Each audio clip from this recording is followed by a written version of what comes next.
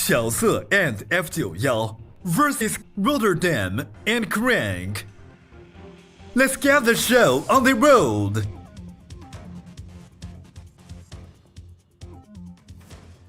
And welcome back. I love that they have made the return of the announcer. We missed it last season. We had it 2 seasons ago, and we are here. We are back with our 2v2 in the top right-hand corner, representing SC Boy and WTL. We have XiaoSe alongside SC Boy, and oh there he is. XiaoSe alongside SC Boy, of course, representing the World Team League. The lovely Chinese casters, and here we go. We have their opponents. In the top left-hand corner, playing Terran once again, we have a CranK representing onside. Oh, they're so introduced out. Oh, wait, that's not him. We'll see how they recover. There we go. We have representing Team Basilisk, RotterdaM, from the land of the Netherlands. Yeah. So here we go. CranK and Roddy. Going to be working together here, going up against Team WTL. And here we go. We'll see if they can bring it back. So I'm unfamiliar with this. I don't even know what the map name is. It's the map name is in Mandarin, so I'm not too sure. I've never seen this before. Apparently, there's a gold island base in between the two teams. Looks like there's Zonaga in the center of the map as well, towards the south. And there's actually not that many bases to take either. Again, very short rush distance by ground, or at least by air, it looks like. So maybe aggression is going to be favored on a map like this. I'm curious to see how our players approach this matchup as well. As we see XiaoSe going for his hatchery very far out of the way, by the way. This is a very awkward expansion for our Zerg player. That's actually his third, if I'm mistaken. Yeah. Right? I think he's double expanding. Yeah. So he's going for a hatch before, or very fast start hatchery here from XiaoSe. We'll see if we can get away with it. Likewise, we do have a reactor. We have a Rax into factory based opener here from both Terran players. So my brain is a little bit perplexed. No, used to casting 2v2s. Oh my god, we have gold bases? I didn't even notice. We just now pointed out. But apparently we have gold bases as pocket bases as well. Okay, so we have XiaoSe taking it on the right-hand side. Meanwhile, I believe we have RotterdaM taking it on the left, as Roddy is playing Protoss. With this, he's going to be going for a Stargate-based opener, which makes plenty of sense on a map like this. Again, short rush distance by air. So something like Stargate play. Roddy could even try to embrace rushing into SkyToss. Against SkyToss alongside Mech is a very powerful thing here in this matchup. A very powerful thing in 2v2. And there it is, double Stargate. So double Stargate with the Fleet Beacon would make a lot of sense here from our Protoss. From the side of CranK, something along the lines of Mech would make sense as well. Meanwhile, that is an early Baneling Nest. Early Baneling Nest here. Do we intend to saturate our bases? Interesting. So XiaoSe does have an early Baneling Nest, although he's amassing links, but he's also taking another gas geyser. So I'm still not entirely certain if he does intend on Bane busting his opponents, as we do see SC Boy massing up Cyclones. Okay, we are being hyper aggressive. We have Team WTL amassing Cyclones, Lings, Banelings. We're going for a big bust. Meanwhile, Roddy's being very greedy. He's being very greedy. He's throwing down a Forge for cannons. He's going double Phoenix production. It's an energy-based unit. RotterdaM is going to have very little to help defend. And it looks like we're getting a bit of a read here on what the players are saying. Oh. For a moment. But yeah, this feels really wonky. Basically, CranK is also going into Mech, I believe. But CranK, he's gonna have to try to hold on this onto this by himself, I believe, because again, we only have a handful of Phoenixes. We can pick up a handful of units, but we have Massling Bane coming in. Oh boy. Here we go. So far, decent Hellion shots. The Ling Bane going to be kept further back, avoiding those Hellions. Here we go. We go for the lift on the Cyclones. Cyclones are going to get picked off. That means that CranK can deal with the Ling Bane. So far, good kiting here against the Banelings. They all get shut down. And overall, good teamwork here. We have Roddy picking up the Cyclones, and then CranK can deal with everything else. As he cleans up the Lings as well as the Banelings, we do hold. And we don't really lose too much. A couple of workers went down, I believe, but only a handful, and this means that our blue team is very much so in a rough position. We do not have any workers here. I mean, to be fair, neither does the red team. So we are just going to be probing on up. And there it is. There's a Fleet Beacon. Fleet Beacon is on the way for Roddy. So now that they've survived the early game, SC2 is on the horizon. Carriers, Tempest, that should be on the way for RotterdaM. And there's no real good answer to that at the moment. He doesn't get caught out, though. 2 Phoenixes get picked off. Nice catch here from SC Boy. We do see Macfield accelerates. God, I keep saying that. Hurricane Thrusters on the way. 2 more Stargates. Going to be 4 Stargates in total. We are going into Phoenix range. Interesting decision here from RotterdaM. Okay, so he's just committed to Mass Phoenix. He's not going into SC2. Not yet. I should say he's not committing into kind of any admiral ships. What? Any higher form of tech, higher form of SC2. Not for the time being. Just making sure he has an army. Capital ships, that's what I was thinking of. No capital ships yet. He's still just amassing Phoenixes. You know, behind this, XiaoSe transitioning from Lingbane into Roaches, which will help against the mech army that CranK is amassing. But the reality is, what is the answer to the SC2? We have SC Boy amassing Cyclones, which is okay against Phoenixes specifically, but if we do end up working towards something like Tempest All Carriers, then Cyclones will not cut it. And Cyclones out within range, and Roddy does overextend. Ooh, trading 1 for 1. Cyclone for Phoenix. And for the time being, this Mass Cyclone composition should be doing fairly well, actually, against what RotterdaM is producing.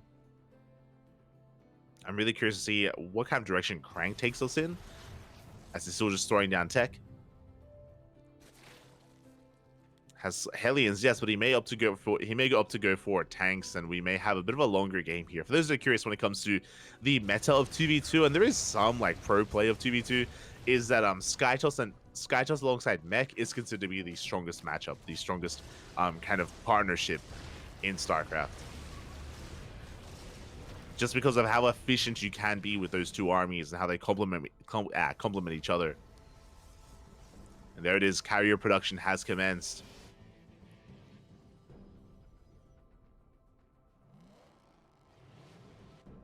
It's going to be on XiaoSe and SC Boy to try to crack this. We're going to be going into Roach Hydra Hive Tech.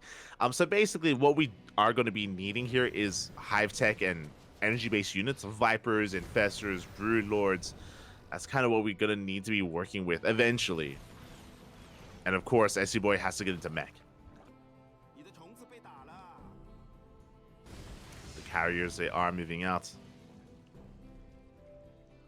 And for the time being, like quality-wise, I have to give the edge to the red team. They are building up an army that will scale so well as the game goes on longer. Yeah, base is being taken. Economy looking solid, even picking off a couple of free roaches here in the center of the map. XiaoSe overextending. I'm not really in love with the commitment that we made into roaches here for our Zerg player. It is kind of almost dead supply.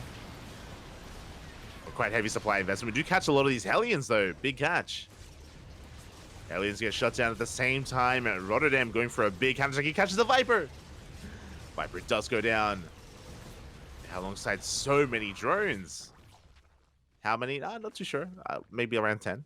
10 workers go down. And this is what I was waiting for, because CranK, he's had a very small army, but a big reason for this is because he's been just now working on his transition. CranK is working on mass tank. Oh, big fungals though here on these Phoenixes. The chain fungals are real, and RotterdaM is getting caught out. Big pickoffs. Every single Phoenix goes down.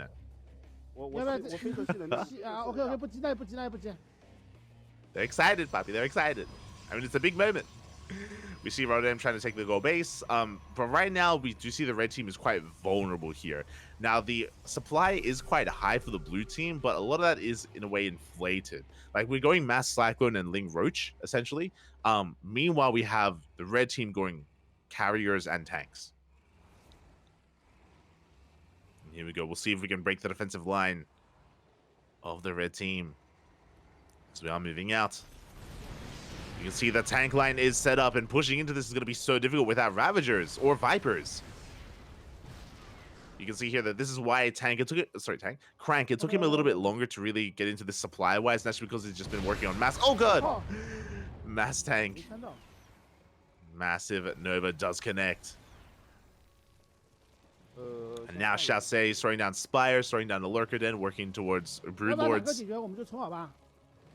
But I think they both realize that they just can't really push in, other than the Vipers. The Vipers are the only thing that can potentially snipe some units. Outside of that, this wall is solid.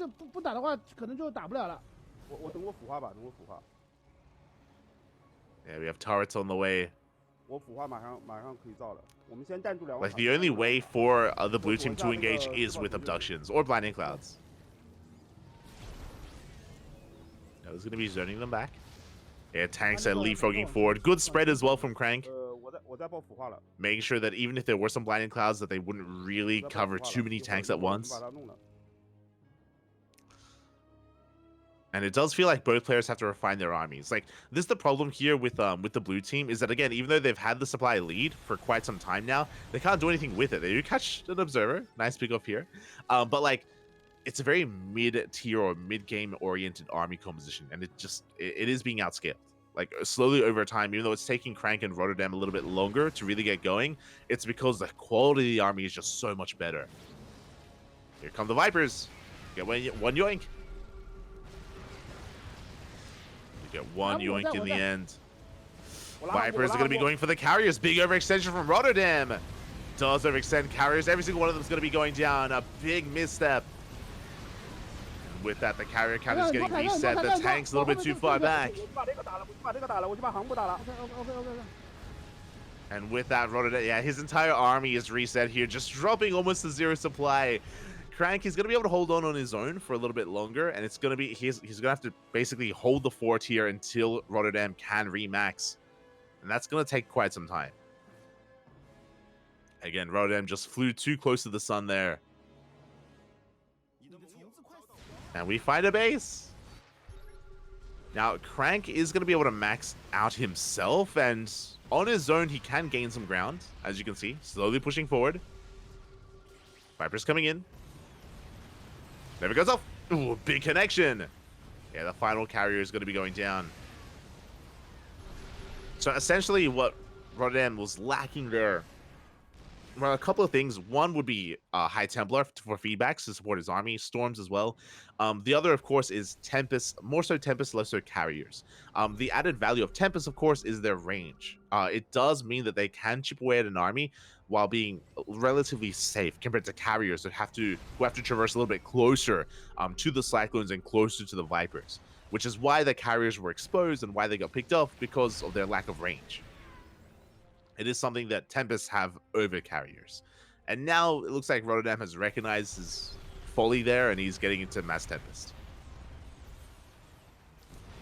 But again, RotterdaM has to remax from scratch, and as a result, it is going to be CranK a little bit on his own here. I mean, he's holding the line. Like, the map is cut in half. Oh, but Broodlords are on the way. And this is what it's going to really hurt the lack of Tempests. Like, the lack of Tempests are really going to be hurting here when the Broodlords do arrive. Because, again, we need those Tempests to zone the Broodlords away. And we're pushing in. Tanks are exposed. Yeah, pure tank doesn't cut it. Not anymore. Not against Broodlords.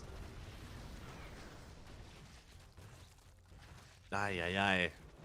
RotterdaM, he's making 2 Tempests at a time. It may be worth, I was going to say, it may be worth giving RotterdaM some resources. Like, CranK needs Roddy to max out, but CranK doesn't have any gas. Like, both compositions are very gas intensive. CranK, he has 2k minerals, but Roddy needs gas more than anything. Here we go. The Tempests have arrived. They're going to be zoning back the army for now. You can see here that, again, CranK has max, but we're still waiting for RotterdaM to catch up. And then we can kind of contest against this army. Tanks going to get picked off. Now, as we lose tanks, we need ghosts, essentially. For those that are curious, when it comes to the late game Terran composition, it's meant to be tank liberator ghosts. And we do yoink the carriers once again. Yeah, the carriers are going to be going down. Even a couple of Tempests. Yeah, one Tempest does fall. Good kiting here with the rest, though. As RotterdaM is going to be able to zone back that army. Ooh, have to be careful not to overextend. Again, it is a delicate dance. Now, unfortunately, I believe we don't have any Ghost production. So, instead of going Tank Ghost, CranK is going Tank Thor. Which can be okay, but on its own, it does need some support. At the same time, Center Goal Base is going to get punished. We do see CranK rotating over towards the south, Tempest towards the north. Both CranK and RotterdaM going for a split push. They are isolated, they're on their own. And we can see that XiaoSe wants to try to collapse on these Tempests. They have no supports! They have no support. The Tempests are going to be falling here. Once again, a big reset. As the Tempests, they're lacking Archons or Storms to support themselves, or even these Thors. On their own, the Tempests were shut down, and now CranKy's on his own as well. Ah. They're getting picked apart. Big blinding clouds here on the Thors. Broodlord's going to be coming in. Oh, and yeah, this will be cleaned up by the Broodlords. Now, CranK is remaxing. Likewise, so is RotterdaM. I believe we're remaxing on Disruptor Tempest again. Tanks will be falling. Center base has been shut down. Now, it looks like the red team has more mining because of the goal bases. But again, they've just been taking some really rough fights. This is going to go a little bit better here for our Protoss player. Good prismatic alignment, but the Tempest is still exposed. We have the Thors. The Thors are supporting here on the ground. But a big blinding cloud. And the Tempest, they are going to be hunted down once again. And this is the moment. Oh! This is the moment that SC Boy needs. We go for the dive. Oh, not quite. Tanks do siege in time. They're not quite able to dive yet. We're going to be sieging up. We're going to be late. Oh, yeah, we do take down the Thor. We're within range of the base. Once again, the Corruptors, they do dive on forward. This time we do have those Void Rays to support. Void Rays are holding. But here come the Cyclones, and yeah, together it looks like the blue team should be able to break this position. The Void Rays are falling one after the other. The tanks are falling to the Broodlords. The Sky Toss here falling to the Cyclones and Corruptors. And it looks like there's just too much here. We got some decent Novas. We do get some decent Novas. We do have some Thors coming in to reinforce, but alas, there should still just be too much. We're trying to get on top of the production. We're pushing through. Barely. We're almost there. Things getting a little bit chaotic here at the ramp, but the tanks, they are sieging up. The mass Thor, though. CranK coming out here with 5 Thors at a time. Can he somehow hold on? Good target firing here on the Broodlords. He gets 1, he gets 2. 1 Broodlord left. But the tanks, the tank army pushing up the ramp. 1 Tempest comes out, but it gets shut down immediately.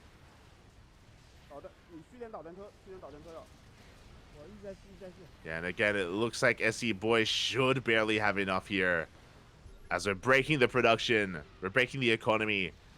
You can see that, again, the red team trying to barely hold on with their reinforcements. I mean, they're picking up quite a lot. They were picking up quite a lot. But this is just becoming a little bit too much. No! Roddy! He recalls to the wrong base! Ugh.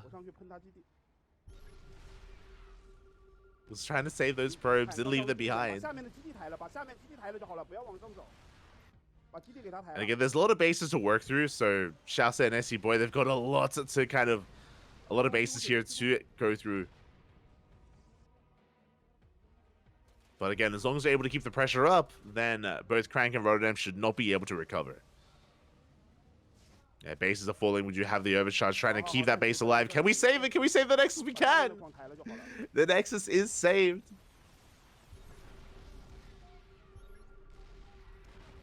The Nexus is going to be saved here.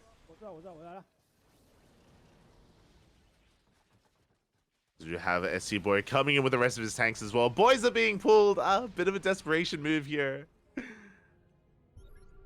As workers, they get completely shut down. Oh, we do have a lot of Void Rays, which do have to be respected. Oh my god, the tanks, they just melt to the Void Rays. Like, RotterdaM, he has a pretty threatening Void Ray force. And it does have to, we do have to take it seriously. Oh, the Infestors? No. Really good value. We catch Infestors, we caught some tanks. 6 Void Rays in a dream. I'm sure both players are aware. Oh, XiaoSe is so broke. Both players are actually, but everyone has a really hard time spending their money here. Everybody has 1,000 minerals in the bank. And here we go, the mass Void Ray. Can we do it? Can we pull it off? Oof. Rough losses there. It looks like CranK was maybe feeding RotterdaM. It looks like maybe that was happening. But the goal base gets shut down.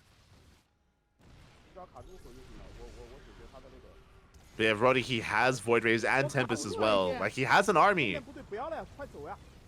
RotterdaM, can he 1v2? It depends on the Zerg army here. Because we haven't been making Corruptors. We've been making Hydras instead. And Hydras will fare better against Void Rays.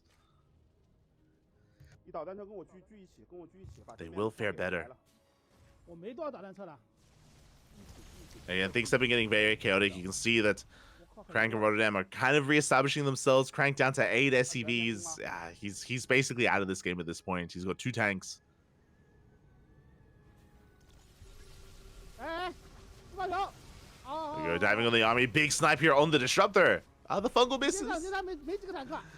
The Fungal does miss, but we're coming together. We're collapsing on those Tempests. Void Ray will connect. Oh, sorry. Fungal will connect on the Void Rays. And the Void Rays are getting shut down. Have Phoenixes coming in. But there are too many Hydras. Too many.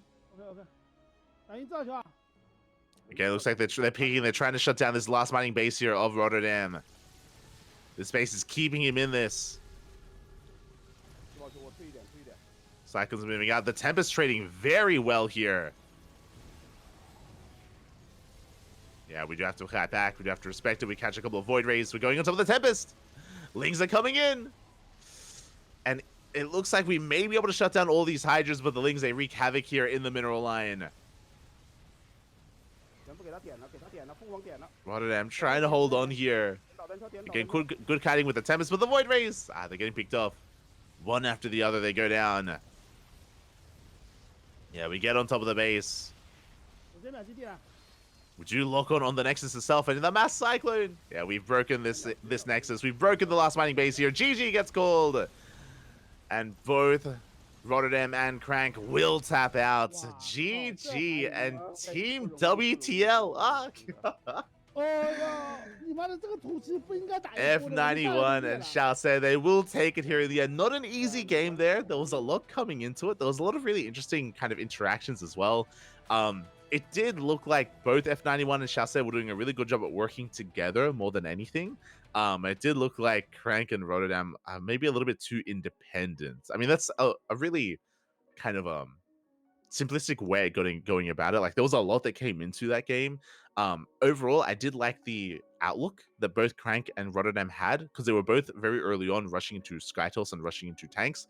But they did kind of slip up in the process, and they weren't really covering each other.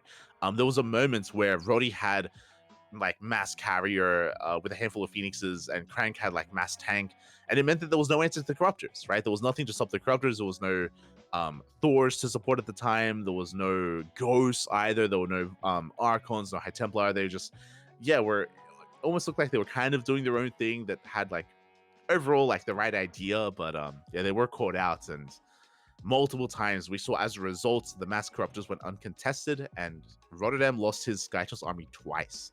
And after that happened, it kind of turned into like a 1v2 sort of thing, and yeah, they were picked apart in the end. But GG, well played. Fun game. Fun game there, as F91 and XiaoSe, they may have struggled individually, but in the 2v2s, they were able to bring it all together. They were able to work together and bring it back.